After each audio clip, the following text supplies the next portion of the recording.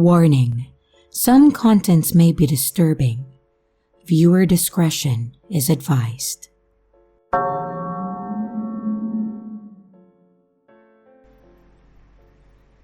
I had a childhood friend who turned my life into a living nightmare, and I'm just going to call him R. We met at primary school, and we got on well straight from the get-go. We ended up going to the same middle school and high school. It was great because we both got along very well. We used to walk home together, and sometimes we went to school together in the mornings. My parents didn't even complain when I had him over. We weren't dating or anything, but I guess that it could have looked like we were. I didn't see many other girl-boyfriend combos at my school, and he was to me a very good friend. Because he was such a good friend, I told him when I entered into a relationship with another boy. I was nervous of telling him. I was thinking, will he make fun of me or will he support me? How is this one going to play out? I told him, and initially, he didn't react much, but later that day at lunch, he punched through a window. I felt awful, but I didn't know if he did that entirely because of me. It was after that point that R's behavior began to drastically change. He became very clingy and needy. He would stick by my side every break we had between classes. He would wait for me in the morning and after school, and every night he wanted to come to my house. It wasn't just in person. He was bombarding me with emails, texts, and calls every single day. If I didn't reply, he would send even more. I am older now, and I can see how naive I was being every time I replied to him. I should have just cut ties. Well, that's hindsight for you. I shouldn't have given him the oxygen that he needed to continue. Things started to get pretty creepy when I would wake up and I would see him right outside our house. I took the advice of some of my female friends and I confronted him one morning. I said to him, "Hey, you know I said I had a boyfriend, right? So maybe we should keep a little distance between us." And the second that I said that to him, he flipped out. "Why? I am the one who has been with you this entire time. I understand you way more than he does, and I appreciate you more. So why him? Why not me?" Then he turned to try and put his arms around me, but I saw it coming in the nick of time. After that, he would appear whenever my boyfriend and I went out on dates, and sometimes it felt like he would try to sabotage them. Whenever my boyfriend would come over, he would turn up at my house and start ringing the doorbell. I didn't know how to deal with someone like that at that age. He was relentless. I swear, one time when my parents were out and it was just me and my boyfriend, R tried to break in. I heard several thuds and bangs coming from the front door. He would do other things too. He started spreading lies, specifically ones about my boyfriend at school, and it seemed like he was hell-bent on breaking our relationship. Things went downhill for R. He stopped going to school so much when he realized that he wasn't going to break us up. And apparently, he gave up on going to college too. He still harassed me though, only digitally. I quickly learned to block all unusual friend requests and all the weird emails. I heard a rumor before I left my hometown for college that he wound up in a mental asylum. I can't put much faith in that rumor though. I hope that isn't the case because even though he turned into a crazed stalker of a friend, he was at one point my best friend. After graduation, I rented an apartment with a boyfriend that I made at school, and I still live with him. I really don't know what happened to R, but I often think to myself that he's still out there. I try not to share too much personal information online. He was bad as a teenager, and he could be worse as an adult.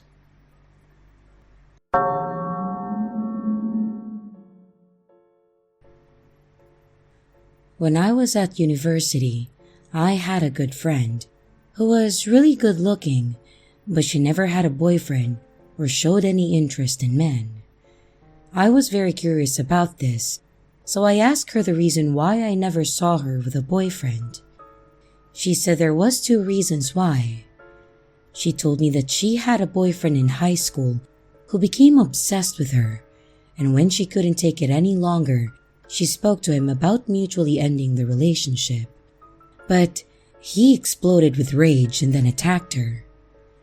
And the second reason was, before university, she commuted to school on the train. One day, she found something in her bag, a mysterious sealed envelope. She guessed that someone slipped it in her bag on board of the crowded train. The letter was very simple. It only had a few words. Love at first sight. It was a creepy kind of love letter. It wasn't addressed to her, and it didn't have her name written on the envelope, and it really creeped her out. Thereafter, she found a new letter in her bag each week. She said that she did nothing to encourage these letters. Since this freaked her out, she decided to quit traveling to school on the train. A few days after she stopped commuting, she received a phone call from a number that she didn't recognize. Oh God, she thought. This is freaky. She didn't answer the call but saved the number as stalker. A few days passed. She set up an answer phone service to see if the stalker would leave a message, and she was surprised to find that they did. Her hands were shaking as she listened to the message. Why did you go away? Why did you leave me? She said that she began to develop a fear of leaving the house and then a fear of men. It took her years to recover from the fear instilled in her from not only her ex-boyfriend, but the trained stalker too. And once she had her confidence back, she attended university. I wanted to help her get a sense of trust in men again, as there are so many good men out there. I knew that I was meddling, but I wanted to help. So I thought that I would invite her to a party with male and females attending. I floated the idea to her, and she reluctantly accepted. The day of the party arrived. I invited some of my best friends and male friends that I trusted. I warned them all that my friend was nervous and asked them to be on their best behavior. My friends understood and promised to make the atmosphere great for the party. The party was held by our college mentor, and I was so proud of her because she spoke to a man for the first time in a long while. They had a lengthy conversation, which was really good to see. The guy she spoke to had the exact same taste in music and the movies as she did, to the point where they had the same favorite song. They even came from the same area. They could have talked all night because they had so much in common, and I felt like it was fate that brought these two together. But when the party was over, he asked for her contact information. I knew this would be a big step for her, and I could tell that she was happy with this, but she was too shy to show it. She said to me after the party on the way home, "I'm so happy.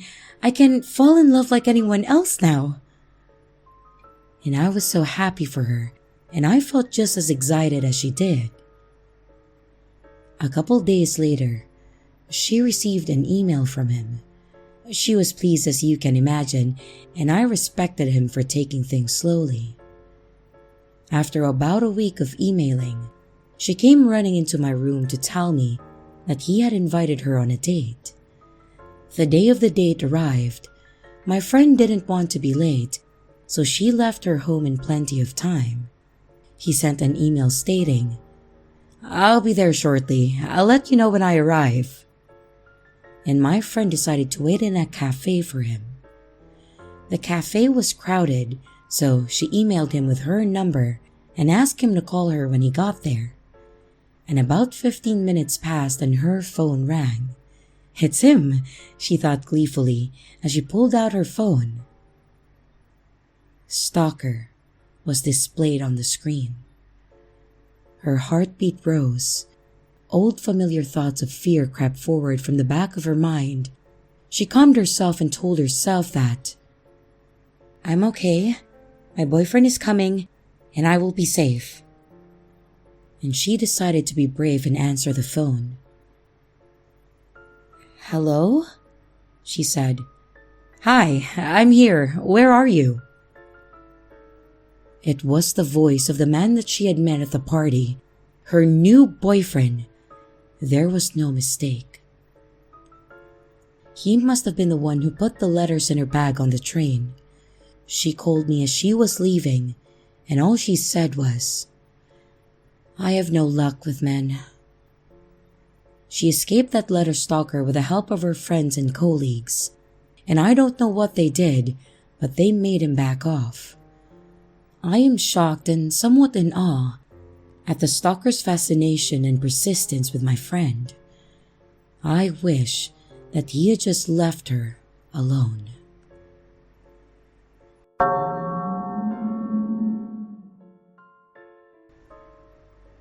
This happened when I was in my 3rd year of high school.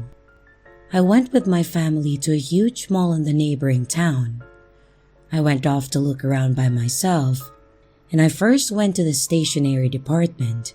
I was enjoying myself looking at all the display cases and the new products. Then, on my left, a person approached. I moved in closer to the shelves to allow this person to pass. I am sure that you have all been in this situation. It's really just common courtesy, isn't it? But he didn't pass. I felt something bump into my back. It was him.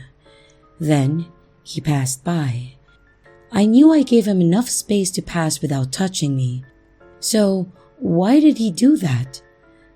I didn't really understand at that age, but I guess I do now. Either way, I felt pretty weird about it, so I just went to look at the CDs. I held the new CD by one of my favorite artists in my hand. As I was checking the track list, after a little while, I sensed a presence again.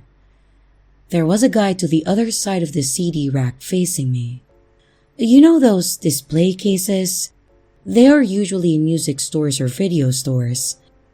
And I thought the guy was just looking at the displays on the other side of the rack. He didn't move at all though. So, after a while, I looked up and that's when I realized that he was just staring at me. Even when our eyes met, he didn't look away. He didn't even blink. I couldn't maintain eye contact with this guy, and he was seriously weirding me out. My heart started to beat faster. What the hell are you doing? Why are you just staring at me? I couldn't bear it anymore. I had to move away. I pretended to look for another CD. I didn't want him to think that he or his creepy behavior had affected me. And after a while, he came over again and stood close by again. And there he was, staring. In that moment, I realized that he must have been the same guy who nudged into me in the stationery aisle. He was wearing the same kind of clothes, and it was clear that he was following me.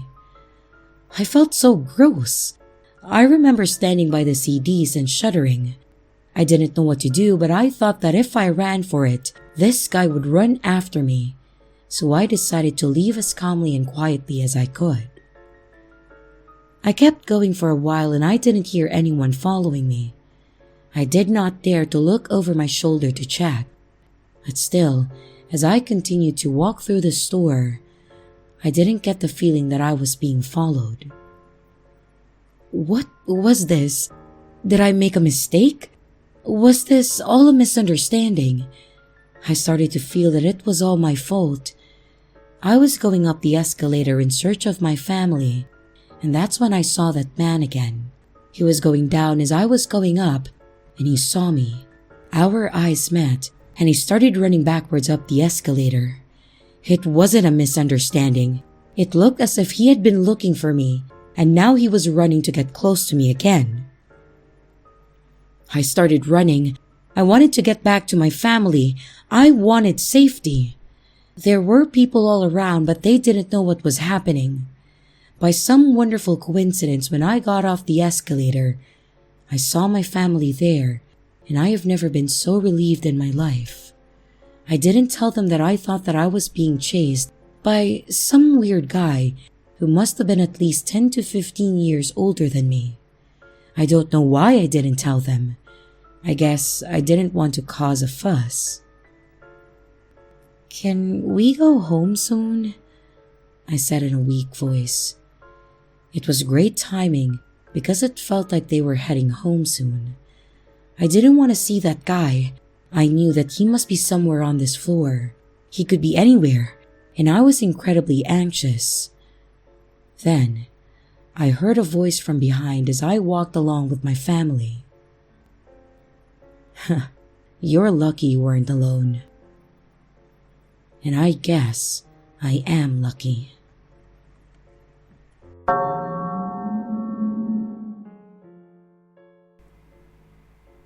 About 7 or 8 years ago, I was living alone in the Chiba countryside, going back and forth to university. My apartment was on the second floor, and it was tiny, narrow, and dirty, but I liked it at that time. It was really fine for me.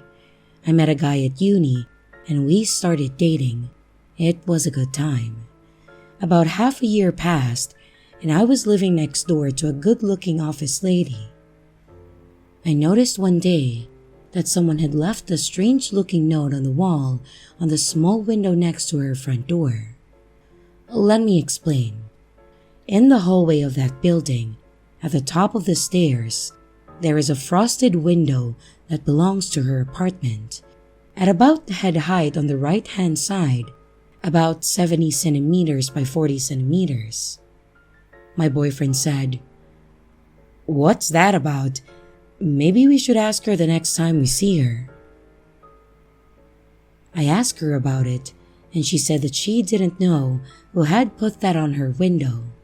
She said late one night, she decided to have a little peek through that window, and the second that she looked out the window, a face appeared, and it really freaked her out. It frightened me too. She said that she stays at her boyfriend's apartment most nights now. I mentioned to her that if she ever didn't feel safe, or if anything happened, to knock on the wall and let me know. I told my boyfriend that too, and he said that he would come to help right away. I chatted with her in passing, time to time, and she said things had gotten worse. She was planning on moving out of the apartment block, and eventually she did. Then, things started happening to me. When I was home alone, in times where I would be doing nothing but lying on my bed, I would hear this metallic tapping sound against my door. Since my apartment is tiny, you can easily see the door from the bed, and once I was looking over, I saw the door handle gently turning as if someone was trying to quietly open the door. I didn't know who it was or what was going on. "Huh?" "Keep calm," I told myself, and it was quiet. For some reason I called out, "The door's locked."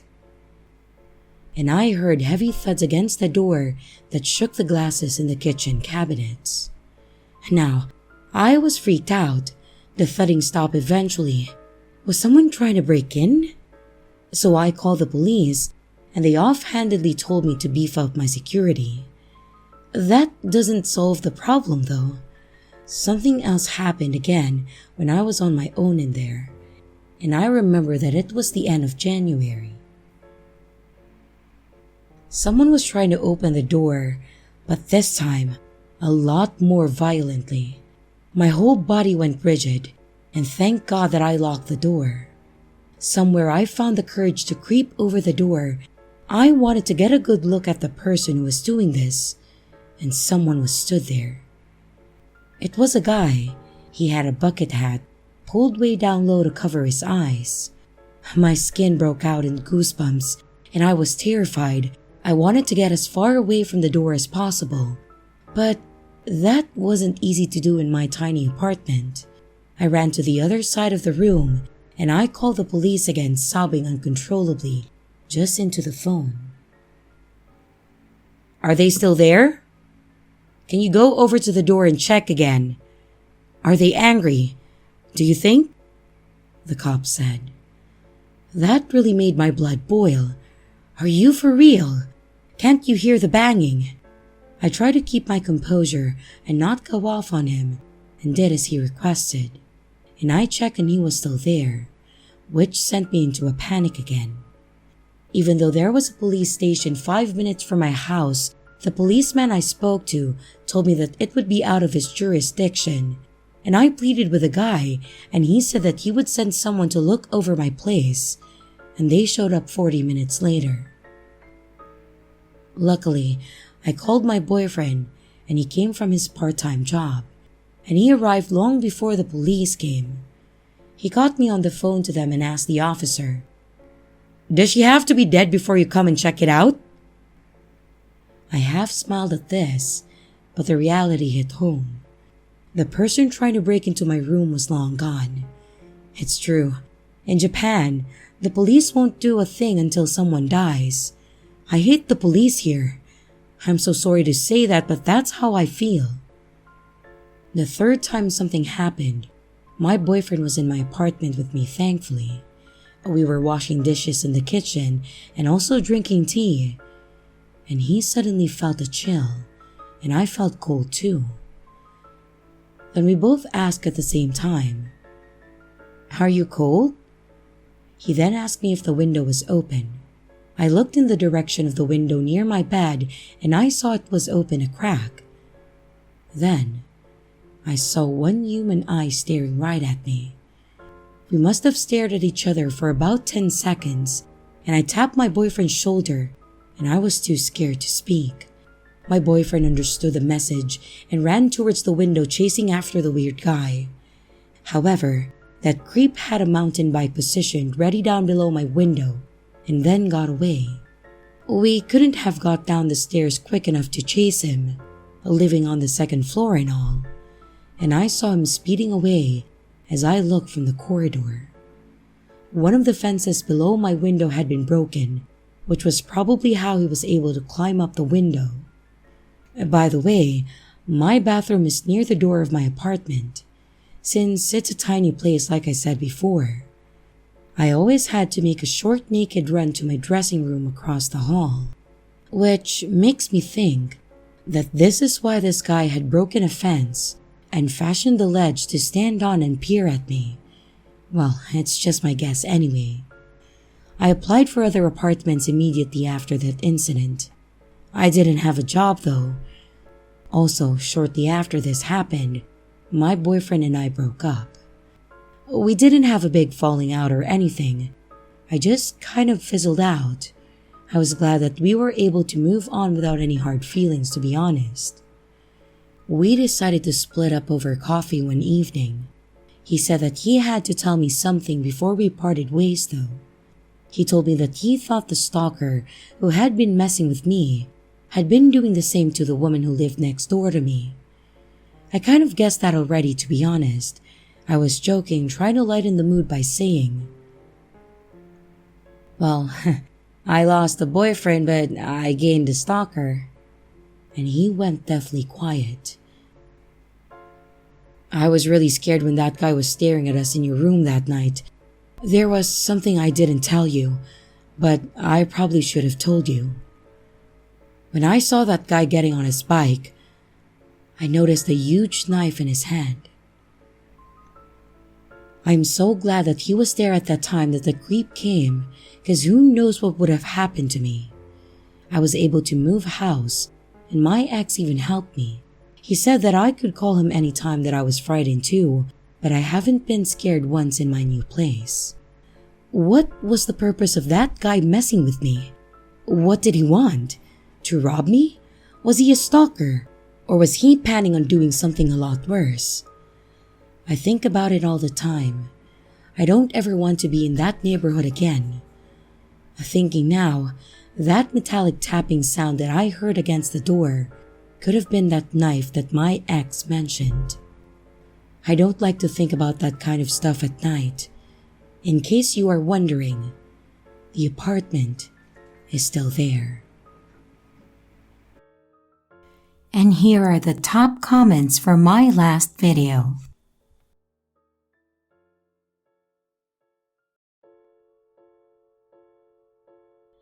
And here's the riddle for this video.